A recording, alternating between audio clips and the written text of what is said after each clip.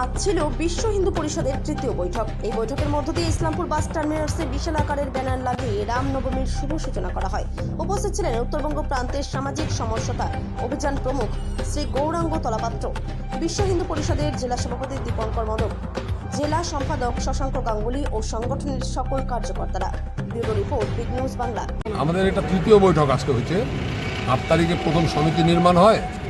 সমিতি নির্মাণ হওয়ার পর আমাদের দুটো বৈঠক হওয়ার পর আজকে আমরা এখানে রামনবমীর প্রথম এবার 2026-এর প্রচার, যে আমাদের প্রচার নগর সৌন্দর্যায়ন, যে সমস্ত পতাকা আজকের থেকে লাগানো শুরু হয়ে যাবে।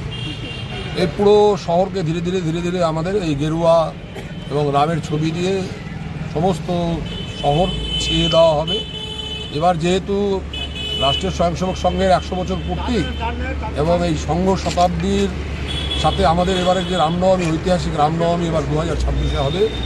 দীর্ঘদিন যত রামনবমী হয়েছে, বিগত রামনবমীর থেকে এবার আরও অনেক বেশি সংখ্যায় মানুষের যোগদান হবে বলে আমরা মনে করছি।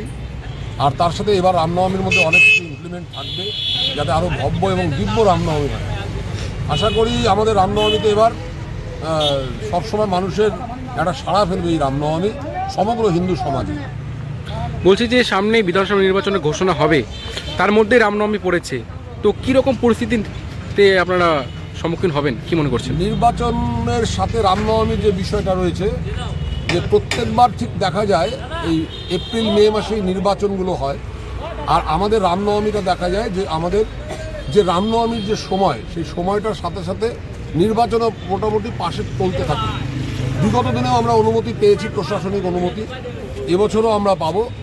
নির্বাচনের কারণে কোনো বছর রামনবমী থেমে থাকেনি, এবারও তার ব্যতিক্রম হবে না। রামনবমী কোনো রাজনৈতিক দলের এজেন্ডা নয়, রামনবমী নিজের মতন করে চলবে।